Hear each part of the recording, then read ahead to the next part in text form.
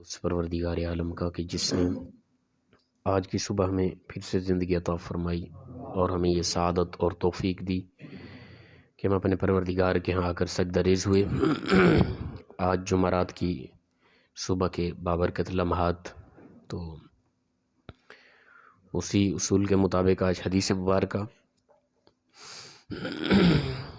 وعن ابی ہریرہ رضی اللہ تعالی عنہ قال قال رسول اللہ صلی اللہ تعالی علیہ وآلہ وسلم اخذ جبریل بیدی فارانی باب الجنت الذی تدخل منہ امتی فقال ابو بکر رضی اللہ تعالی عنہ یا رسول اللہ صلی اللہ تعالی علیہ وآلہ وسلم وددت انی کنت معک حتی اراہ فقال رسول اللہ صلی اللہ علیہ وسلم اما انک اول من یدخلہ من امتی۔ حضرت ابو ہریرہ رضی اللہ تعالیٰ عنہ سے روایت ہے، فرماتے ہیں کہ رسول اکرم صلی اللہ تعالیٰ علیہ وآلہ وسلم نے فرمایا اخذ جبریل بیدی، جبرائیل علیہ السلام نے میرا ہاتھ پکڑا آ کر،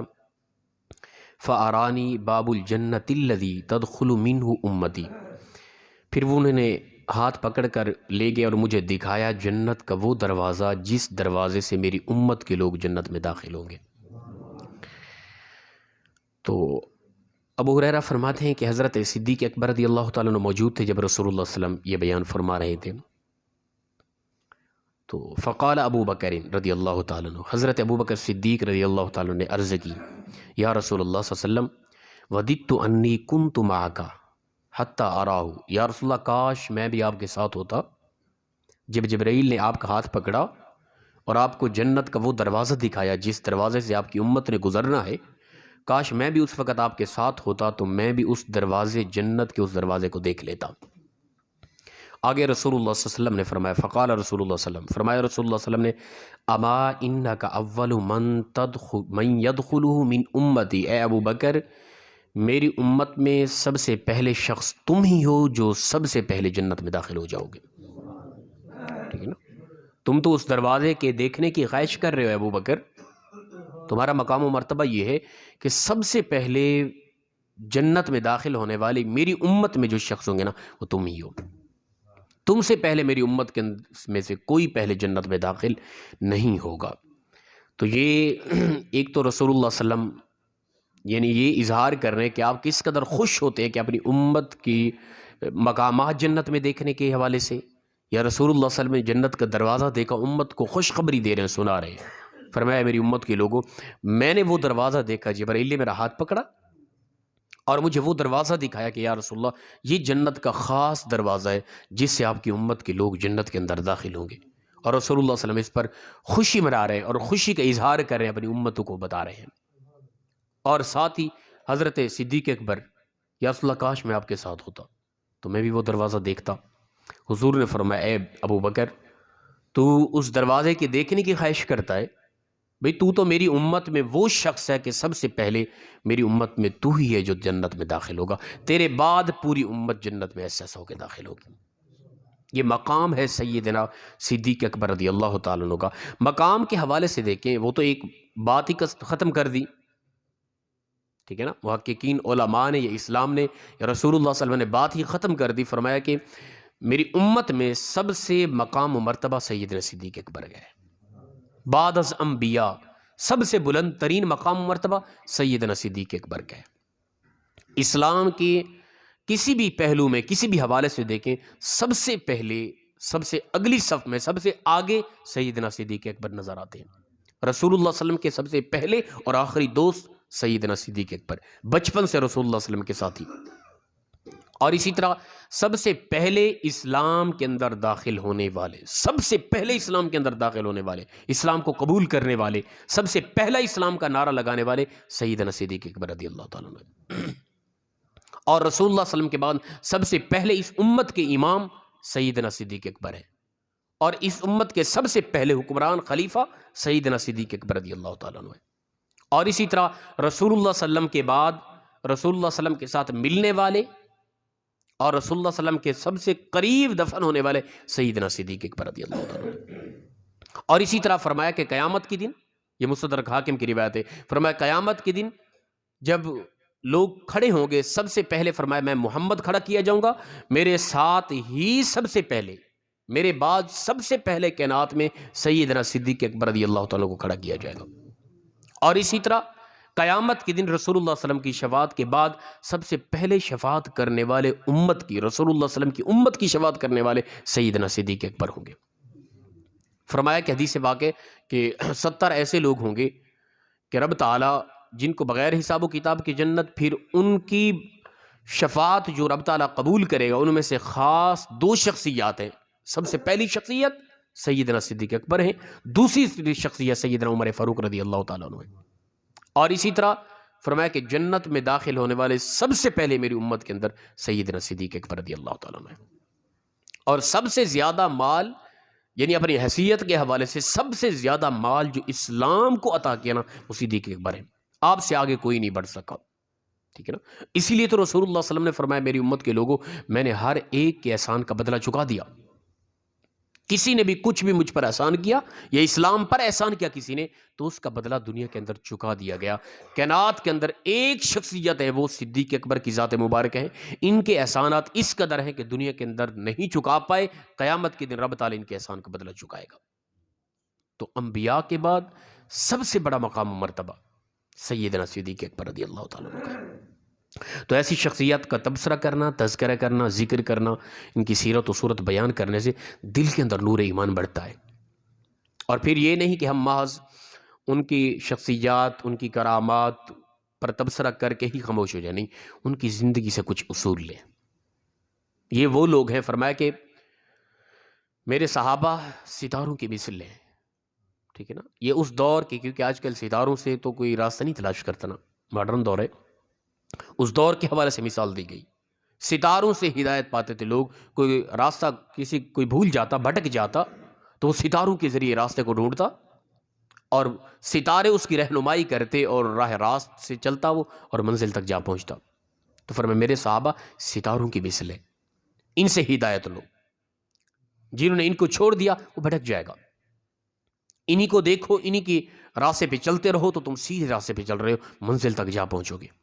تو صحابہ کرام میں سب سے بلند ترین مقام مرتبہ سیدنا صدیق اکبر رضی اللہ تعالیٰ عنہ، اور پہلے امام رسول اللہ صلی اللہ علیہ وسلم کے بعد رسول اللہ صلی اللہ علیہ وسلم کی غیر موجودگی میں یا رسول اللہ صلی اللہ علیہ وسلم کی ظاہری زندگی میں آپ صلی اللہ علیہ وسلم جب بھی نہ ہوتے، مصلی رسول پہ سیدنا صدیق اکبر کھڑے ہوتے اور آپ ہی امامت کراتے رہے رسول اللہ صلی اللہ علیہ وسلم کی موجودگی کے اندر۔ تو لہٰذا فرمایا ابو بکر تو یہ خواہش کرتا ہے کہ یا رسول اللہ کاش میں آپ کے ساتھ ہوتا، تو جو جنت کا دروازہ جس سے آپ کی امت نے گزر رہے آپ نے دیکھا، کاش میں آپ کے ساتھ ہوتا، وہ دروازہ میں بھی دیکھ لیتا۔ فرمایا ابو بکر تو یہ خواہش کرتا ہے، تیرا تو مقام و مرتبہ یہ ہے کہ پوری امت پیچھے کھڑی ہوگی، سب سے پہلے میری امت میں تو جنت میں داخل ہو جائے گا، تیرے بعد ساری امت داخل ہوگی۔ تو لہٰذا ان لوگوں کی ایسی شخصیات اور اس قدر برگزیدہ لوگوں کی محبت عین ایمان ہے۔ اگر ان لوگوں سے محبت نہیں ہے، خلل ہے دل کے اندر یا شکوک و شبہات پیدا ہو رہے ہیں، پھر ہم اپنے ایمان کو تلاش کریں، ٹھیک ہے نا۔ رات بھی ہمارا پروگرام تھا چھوٹا سا، تو میں یہ بات کر رہا تھا آن کیمرہ میں، پھر سے یہ گزارش کر جاؤں، اگر ابو بکر و عمر عثمان و علی ان شخصیات کو ہم نے مشکوک بنا دیا، پورا اسلام مشکوک ہے ہمارا۔ اسلام کو جڑوں سے اگر کھولنا ہے نا، جڑوں سے، تو ان شخصیات کو مشکوک بنا دو بس۔ ہم روایت بیان کرتے ہیں نا، اب یہ جو روایت بیان کی جا رہی ہے اس کے اندر کافی راوی آ رہے ہیں، ٹھیک ہے نا۔ ابو بکر بن اسحاق ہیں، ٹھیک ہے نا۔ اسی طرح آگے یہ مسلم سے روایت کر رہے ہیں، اس کے بعد یہ لگاتار تقریباً 5-6 راوی آ رہے ہیں، اور ان راویوں پر باقاعدہ بحث کی گئی ہے، ٹھیک ہے نا۔ بخاری و مسلم کی شرط پر یہ حدیث پاک ہے، ان راویوں پر بحث کی گئی ہے، بھی فلاں راوی یہ روایت کر رہا ہے، اس کی شخصیت کیسی ہے، کہیں یہ شخص مشکوک تو نہیں ہے، کبھی زندگی میں کوئی جھوٹ بولا ہو اس نے، اسلام لانے کے بعد کبھی کوئی شراب پی ہو، کوئی چوری کی ہو، کوئی اس طرح کا معاملہ، اس کی زندگی کے اندر کوئی گناہ تلاش کرو، اس کی پوری زندگی کی تحقیق کی گئی، پتہ چلا کہ یہ سچا آدمی ہے، یہ جھوٹا نہیں ہے، غلط نہیں ہے، اچھا بہترین مومن مسلمان ہے۔ جب اس کی ذات کی شخصیت کو مانا گیا تب اس سے روایت لی گئی، اور اس کے بعد اس روایت کو صحیح سند قرار دیا گیا۔ اگر ان راویوں کے اندر 10 راوی ہیں، ان کے اندر ایک راوی پر بھی شک پڑ گیا تو روایت ضعیف ہے، اس روایت کا وہ معیار نہیں ہے۔ ایک حدیث مبارکہ کی تحقیق کے لیے اس قدر کوشش کہ ایک راوی میں مشکوک آ گیا تو اس کی روایت ضعیف۔ جو پورا اسلام روایت کر کے ہم تک پہنچا رہے، ان کی شخصیت کو اگر مشکوک قرار دیا گیا تو پورا اسلام ضعیف ہو جائے گا تمہارا۔ سب سے بڑا حملہ، میں بار بار یہی کہتا ہوں، ان ذہن میں یہ باتیں میری ذہن میں بٹھائیں، سب سے بڑا حملہ اسلام پر صحابہ کرام کی ذات کو مشکوک کرنا ہے۔ جب صحابہ پہ شک پڑ گیا، اسلام پہ شک پڑ گیا، ٹھیک ہے نا۔ قرآن پاک کی یہ ترتیب ابو بکر، عمر، عثمان و علی نے دی ہے۔ قرآن پاک کے یہ سپارے اور یہ رکوعات اور سورتوں کی یہ ساری ترتیب صحابہ کرام نے دی ہے، اور صحابہ کرام کے ذریعے ہم تک یہ قرآن پہنچا۔ صحابہ پہ شک پڑ گیا، قرآن کو کس طرح قرآن پہ یقین کرو گے؟ ٹھیک ہے نا، یہ اصولی بات ہے۔ جب صحابہ کی ذات کے متعلق شک ہو گیا کہ فلاں اس طرح کا تھا، فلاں اس طرح، استغفر اللہ، وہ بھٹک گئے تھے، کوئی گمراہ ہو گئے تھے، کسی نے کیا کیا کہ فلاں فلاں، تو جب ان کے متعلق یہ تبصرہ، ان کی ذات مشکوک، ان کی بات بھی مشکوک، اور ٹوٹل اسلام انہی کی باتیں ہیں، انہی کی زبان سے ہم تک ٹوٹل اسلام پہنچا۔ اسلام جڑوں سے اکھوڑنے کا مین کفر کا طریقہ اور وار یہی ہے کہ صحابہ کو مشکوک کر دو۔ اللہ کے محبوب صلی اللہ علیہ وسلم نے اپنے صحابہ کو، بلکہ قرآن پاک وَكُلٌّ وَعَدَ اللَّهُ الْحُسْنَى، اللہ نے تمام صحابہ کے ساتھ حسن کا، جنت کا وعدہ کر رکھا ہے۔ جو صحابی ایک مرتبہ جس نے ایمان لے آیا، دیدار مصطفیٰ ہوا، ایمان کی حالت سے دنیا سے چلا گیا، اللہ نے ان کے ساتھ جنت کا وعدہ کر رکھا ہے کہ وہ پکے جنتی ہیں۔ اس کے علاوہ کوئی دوسری رائے نہیں پوری امت مسلمہ کے اندر۔ کوئی اغیرہ وغیرہ، ٹھیک ہے نا، جس کو دین کا پتہ ہی نہ ہو، سارا سال وہ عجیب طرح کا ملک بنا رہے، اور محرم کے اندر آ کے وہ عجیب تماشے بنا کے اپنے آپ کو پتہ نہیں حسینی پت کیا کچھ کہلاتا رہے، اور صحابہ کے اوپر بکواسات کرتا رہے، اس کی بات کو معیار اسلام سمجھ کے اور شرعی حجت سمجھ کے ہم اس پر تبصرہ کرتے رہے اور صحابہ کے متعلق عجیب نظریہ رکھیں، تو ہم اپنے ایمان کو تلاش کریں۔ صحابہ سے محبت عین ایمان۔ اگر صحابہ کی ذات مشکوک، پھر ہمارے اندر اسلام، ہم اسلام کو ہی نہیں مانتے، پھر پورا اسلام مشکوک ہے ہمارا۔ تو لہٰذا صحابہ کے متعلق رسول اللہ صلی اللہ علیہ وسلم خود فرماتے ہیں، اے پیارے ابو بکر، تو جنت کے اس دروازے کے دیکھنے کی کیا خواہش کرتا ہے؟ تو وہ ہے کہ سب سے پہلے تو جنت میں داخل ہو جائے گا، اور ہر دروازہ پکار رہا ہوگا، اے ابو بکر کاش کہ تو ہمارے اندر سے داخل ہو، ہمارے لیے یہ سعادت ہے۔ جنت کی یہ سعادت ہے کہ ابو بکر کی ذات جنت میں داخل ہو رہی ہے۔ یہ مقام و مرتبہ اور یہ معیار ہے صحابہ کرام کا۔ اللہ پاک سے دعا ہے پروردگار ہم سب کے دلوں کے اندر صحابہ و اہل بیت کی حقیقی محبت پیدا فرمائے۔ وآخر دعوانا الحمدللہ رب العالمین۔ اللہ